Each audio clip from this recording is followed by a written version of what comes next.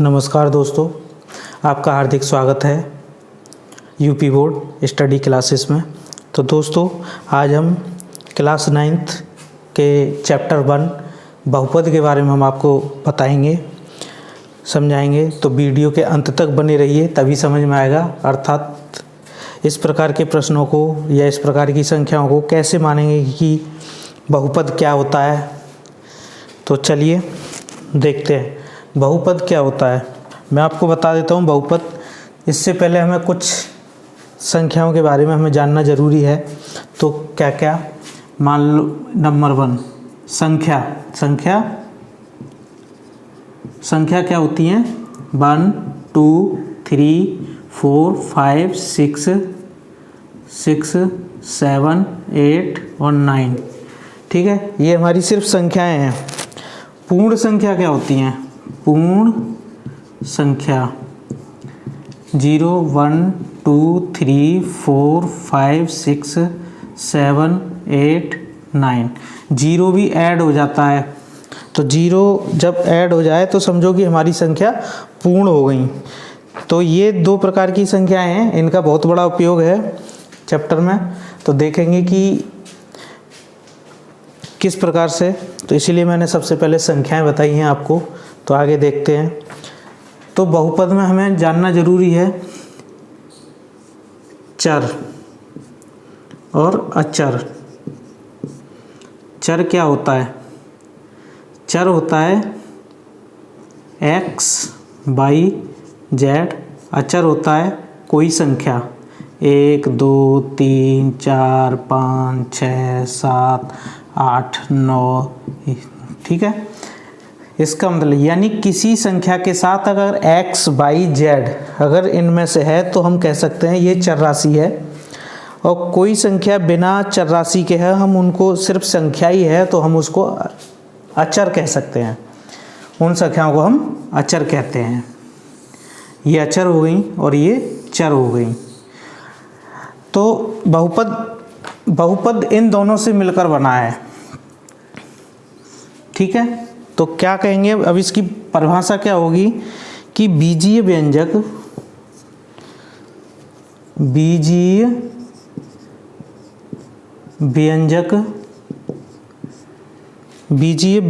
की घात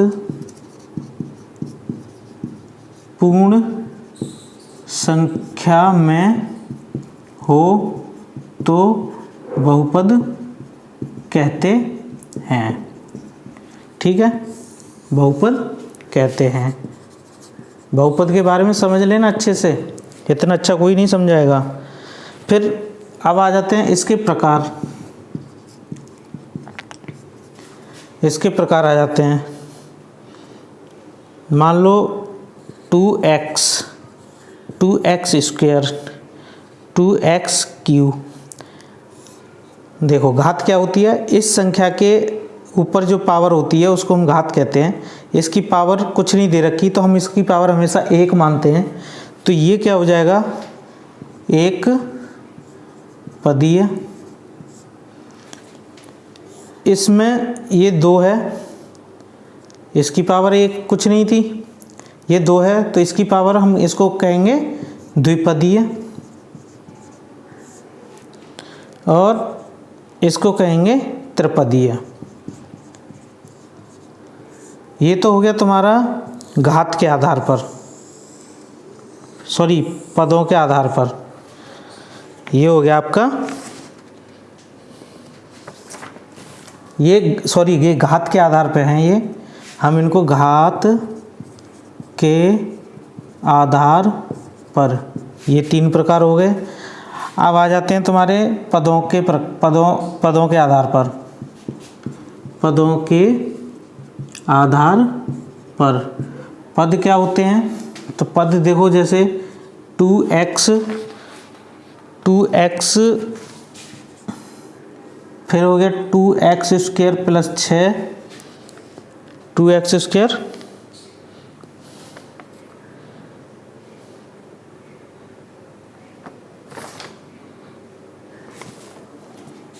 इसको हम एक रेखीय कहते हैं, घातांक में रेखीय पद। ठीक है, लीनियर। इसमें हम देखते हैं इसको 2x स्क्वायर प्लस 6 या 6x की क्यूब प्लस 3x माइनस 8। तो इसमें कितनी है, इसमें कितने पद हैं, एक पद है भाई, एक पद है ना, इससे आगे कुछ नहीं जुड़ा हुआ, ये पूरा एक पद है, तो हम एक पद बोलेंगे इसको। इसमें ये दो पद हैं यानी 1 और 2, तो हम द्विपद बोलेंगे इसको। इसमें 1 2 3, ये त्रिपद बोलेंगे, त्रिपदी है। ठीक है, तो आई होप कि ये आपकी समझ में आ गया होगा। तो इनके कुछ और भी पार्ट हैं, तो हम उन्हें क्वेश्चन जैसे सॉल्व कर लेते हैं, देख लेते हैं कि आपके ये समझ में आ गया होगा मेरे हिसाब से। तो इसकी प्रश्नावली हैं कुछ, उन्हें हम देखेंगे। तो मैं थोड़ा सा और बता देता हूँ कि अगर x की पावर 0 है तो इसकी वैल्यू 1 होती है। अगर कोई आपसे पूछे कि 1 जो है बहुपद है, तो हम क्या बोलेंगे, है। क्यों कि x की 0, तो x एक चर राशि आ गई ना, एक चर राशि आ गई, इसलिए ये बहुपद है। तो चलिए इसका स्क्रीनशॉट ले लीजिए। अब इसमें कुछ और हम बताते हैं आपको। तो मैंने आपको पूर्ण संख्या बताई थी, पूर्ण संख्या जो थी 0 1 2 3 4 5 6 7 8 और 9 ये थी। तो मैंने आपको बताया था कि √3x + 1 पूर्ण बहुपद है। तो कैसे देखेंगे, x की घात क्या है, 1। हमें इससे कोई मतलब नहीं है, हमें इससे मतलब है। x की घात कितना है, 1। तो हम इसको कह सकते हैं x की घात 1 है, तो यह जो है बहुपद है। अगर इसी में मैं कर देता कि √x + 1, क्या ये बहुपद है, तो हम कैसे कहेंगे, x की घात 1/2, x की घात 1/2 पूर्ण संख्या में है, नहीं है, तो हम इसको कह देंगे यह बहुपद नहीं है।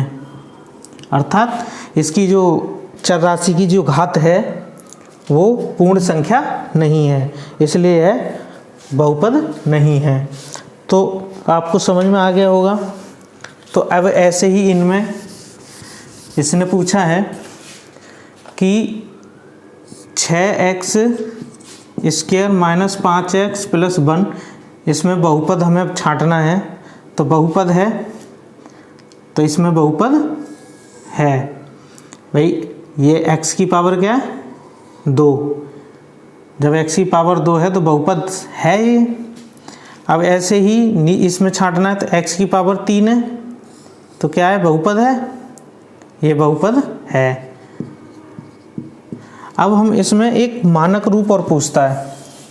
मानक रूप क्या होता है मैं उसको बता देता हूँ कि मानक से पहले आपको समझना चाहिए आरोही क्रम और अवरोही क्रम। अब आरोही क्रम और अवरोही क्रम, तो कैसे, आरोही क्रम का मतलब है ऊपर चढ़ते हुए, ऊपर चढ़ते हुए। जैसे भाई ये पहली सीढ़ी, दूसरी सीढ़ी, तीसरी सीढ़ी, चौथी, पांचवी, छठी, तो ये क्या हो गया भाई, हम ये चढ़ते चले गए, तो ये आरोही क्रम हो गया। अवरोही क्रम नीचे उतरते हुए, उतरते हुए कैसे, इधर से चले, नीचे उतर के आ गए, ये आते चले गए नीचे, आ गए ना नीचे, यानी यहाँ से चले हम और इधर से हम इधर चले। तो ये समझ में आ गया होगा। तो आरोही क्रम यानी जैसे संख्या लिखते हैं, 1 के बाद 2 3 4 5 6 7 8 और 9, ऐसे ही चढ़ते चले जाओगे तो ये आरोही क्रम हो गया। और अवरोही क्या होता है? उतरता हुआ। 9 8 7 6 5 4 3 2 1, ये क्या हो गया? अवरोही क्रम। तो मानक जो रूप होता है, हम इस क्रम को हम मानक रूप कहते हैं। इसको हम मानक रूप कहते हैं। तो जैसे इसका क्वेश्चन देख लेते हैं एक, कि क्वेश्चन है कि x 4x² प्लस 5x की क्यूब प्लस 5x का 5 प्लस 5x4 प्लस 1 का मानक रूप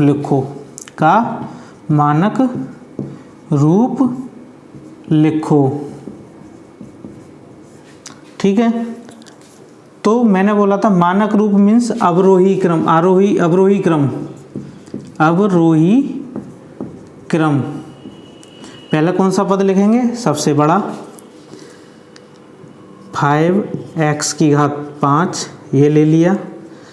फिर उससे छोटा, भाई 5 यानी घात 4 है तो ये बड़ा हो, इससे छोटा ये हो गया, प्लस 5x की घात 4 प्लस, अब इससे ही छोटा है 5x की घात 3, फिर इससे छोटा ये 4x², फिर अब इसके बाद क्या बचा? ये प्लस 1, ये क्या हो गया हमारा? इसका मानक रूप हो गया, मानक रूप। तो मेरे हिसाब से आपको समझ में आ गया होगा। तो चलिए आप हमारे साथ लगातार बने रहिए, और हम मैथ को हम अच्छे से सिखाएंगे आपको, मैथ एंड साइंस। तो चलिए दोस्तों, एक बात और बता दें, वीडियो पसंद आई हो तो आप अपने चैनल को लाइक सब्सक्राइब ज़रूर करें और दोस्तों को भी जोड़ें। तब तक के लिए धन्यवाद। तो चलिए दोस्तों।